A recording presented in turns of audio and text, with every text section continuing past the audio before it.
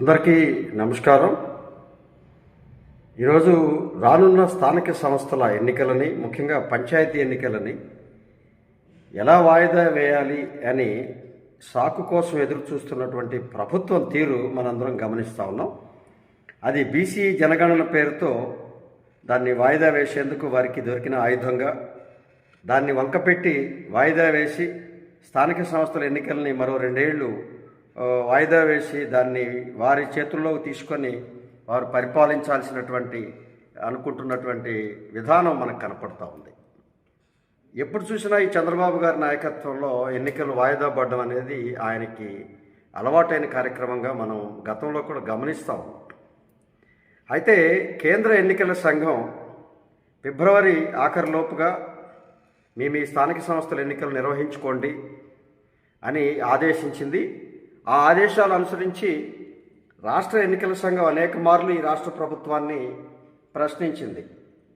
దాన్ని ప్రొసీజర్ని మీరు మాకు అవకాశం ఇవ్వండి, దాన్ని పూర్తి చేసేందుకు ముందుకు సాగుతున్న ఎన్నికల సంఘానికి సహకరించండి అని ప్రభుత్వాన్ని కోరింది. కానీ ఎలాంటి సహకరిస్తున్నట్లుగా సహకారం చేస్తున్నట్లుగా ఎటువంటి సమాధానం లేని పరిస్థితి, ఎన్నికల సంఘం ఎదురు చూస్తున్నటువంటి పరిస్థితులు ఈ రాష్ట్ర ప్రభుత్వం తీరు మనకు కనపడుతుంది.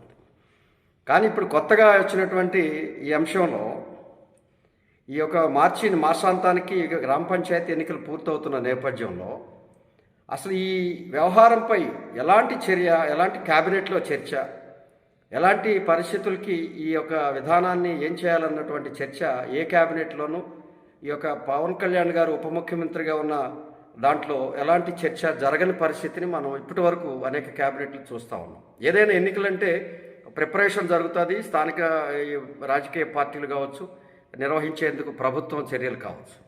కానీ ఎలాంటి చర్యలు తీసుకోకుండా ఇప్పటివరకు వాటిపై ఎలాంటి స్పందన లేకుండా రాష్ట్ర ప్రభుత్వం ఆ బీసీ గణన ఉన్నది కదా, దాంతో కొట్టేయచ్చు, దాంతో వాయిదా వేయచ్చు అన్నటువంటి ఒక మానసిక రాక్షస ఆనందాన్ని పొందుతూ దానివైపు ఎదురు చూస్తున్నటువంటి పరిస్థితులు ఉన్నాయి. ఇది సరైన విధానం కాదని మేము ప్రభుత్వానికి తెలియజేస్తూ ఉన్నాం. మరో 2 ఏళ్ల పాటు గ్రామాల్లో అధికారుల పాలనతో మీ అరాచక పాలనకి మీరు ప్రారంభించేందుకు జరిగే ప్రయత్నం చూస్తే ఇది 5 ఏళ్ల తర్వాత మళ్ళీ మీ పాలన ఉండదనేది మీరు గమనించి ఈ యొక్క చర్యలు తీసుకోండి. పవన్ కళ్యాణ్ గారు, మీరు ఏమైంది మీ మాటలు? మీరు మద్యం మీద మాట్లాడతారు, సనాతన ధర్మం మీద మాట్లాడతారు, అలాగే కోనసీమలో అరటి చెట్లు, ఈ యొక్క కొబ్బరి చెట్ల మీద మాట్లాడతారు, మద్యం ధరలు పెరిగినాయని బాధపడతారు. కానీ ఎన్నికలు జరగవని మీరు ఎందుకంటే మాట్లాడరు? ఏమైంది మీ నోరు? మీ ప్రశ్నించే తత్వం ఏమైందని మేము ప్రశ్నిస్తూ ఉన్నాం. ఇప్పటికైనా పంచాయతీ